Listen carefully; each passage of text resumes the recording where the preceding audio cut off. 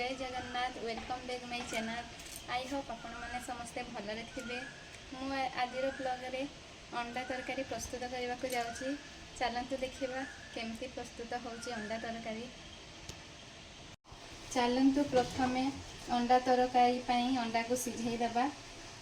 अंडा तरकारी सब बेले सिझेला बेले अंडा को नॉर्मल पानी यूज करेंगे, नहले अंडा गुड़िक फाटीज।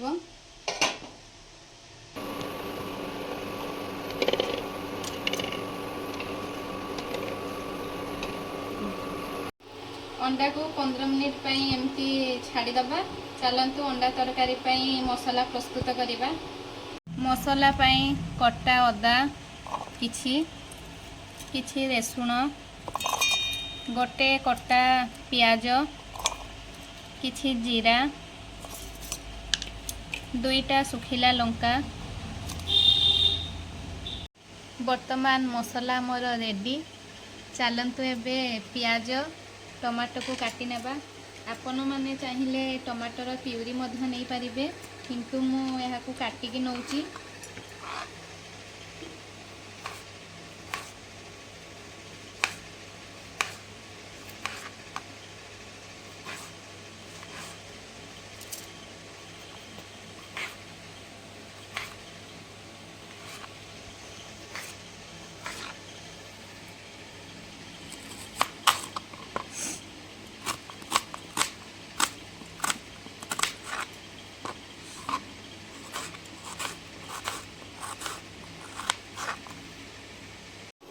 देखो सांग माने आमर ता भितर अंडा आलू सिझीगलानी। ताको काढ़ीदबा। काढ़ी ता चोपा खड़पा सबू काढ़ीदबा।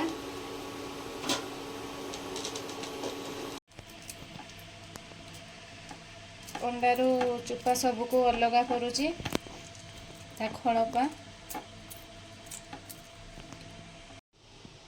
अंडा आलू सबू चुपा खड़पा अलगा कर देइछि। चलतु ताको हल्का फ्राए करिबा, तापरे तरकारी प्रस्तुत करिबा।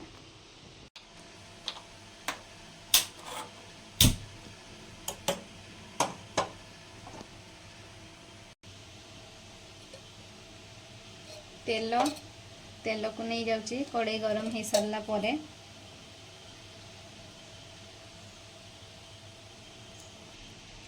तेल गरम हो गला पूरा। एबे अंडा को दे दबा।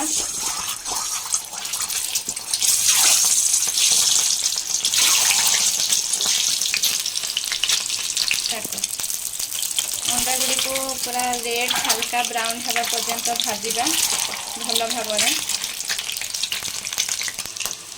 देखंतु सांग माने आमर अंडा पूरा रेड हो गलानी।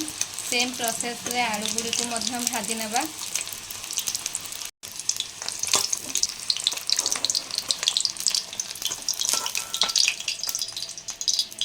चलतु आलू गुड़ी को दे दबा।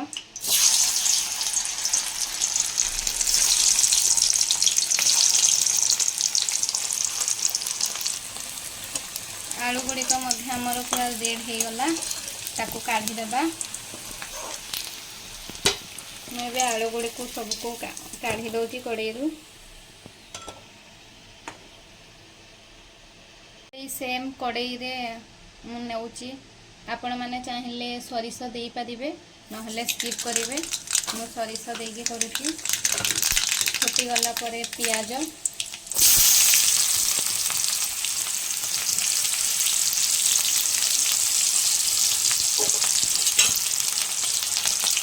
ताको हल्का रेड हवा पर्यंत भाजिबा भल भाव।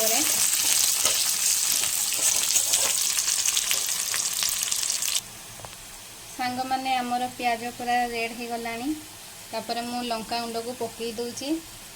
कहती प्याज रे लंका गुंड देले कलर भल आसे बोली, से मु लंका गुंड प्रथमे देइची। तापर मसला को देबा, जो प्रस्तुत करथिले मसला।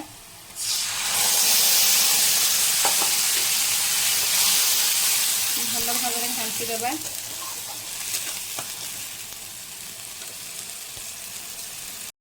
तापरे हलदी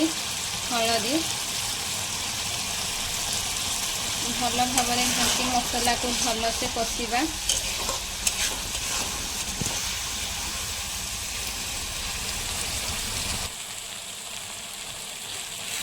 देखते सांग मैंने आम मसला कषि हो गला हल्का तापर टमाटो को पकईदबा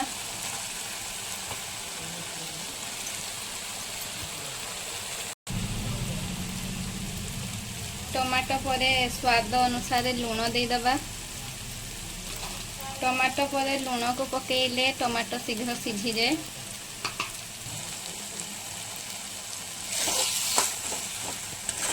भल भाव घाटी कषि दौची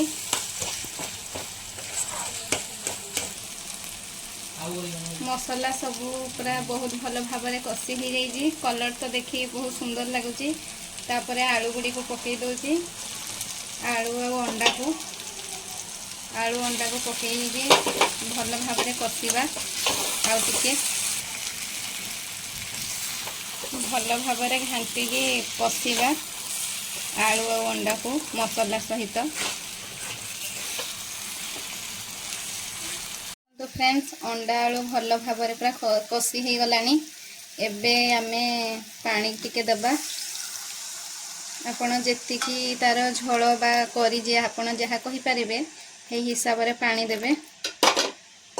देखंतु सांग माने हमर अंडा आलू पूरा फुटिके एकदम बहुत सुंदर देखा जाउची आ रेडी भी हो गलानी शेष रे धनिया पत्र टिके पकाई देबे जदि आपनक पाखरे अवेलेबल थिबो मो पाखरे तो आज नाही तेणु करी मो धनिया पत्र को दौनी आपण माने जदि पकेबे तार टेस्ट बढ़िया सहित बहुत सुंदर भी देखा जिवो।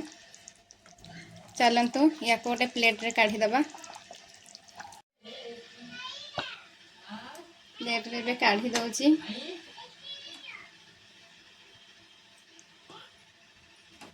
अंडा आलू आम तरकारी को बहुत सुंदर देखा जाउची टेस्ट भी यार बहुत भल लागिवो मो प्रोसेस रे थरे करिकी देखंतु आपण माने। वर्तमान रेडी हो गला मोर गरम गरम अंडा तरकारी आपण माने भी थरे मो प्रोसेस रे घरे तयारी करी देखंतु केमती लागुची कमेंट बॉक्स रे निश्चिंत जणांतु आ हां जे माने भी मो चैनल को सब्सक्राइब करि नहंती जल्दी जल्दी जाइए सब्सक्राइब कर दियंतु और वीडियोटी केमती हेची केमती लागुची आपण माननको निश्चिंत कमेंट बॉक्स रे जणांतु लाइक करिबा पई जम्मा भी भूलिबानी। थैंक्स फॉर वाचिंग मो वीडियो को शेष पर्यंत देखिथिबारु रहुची नमस्कार जय जगन्नाथ।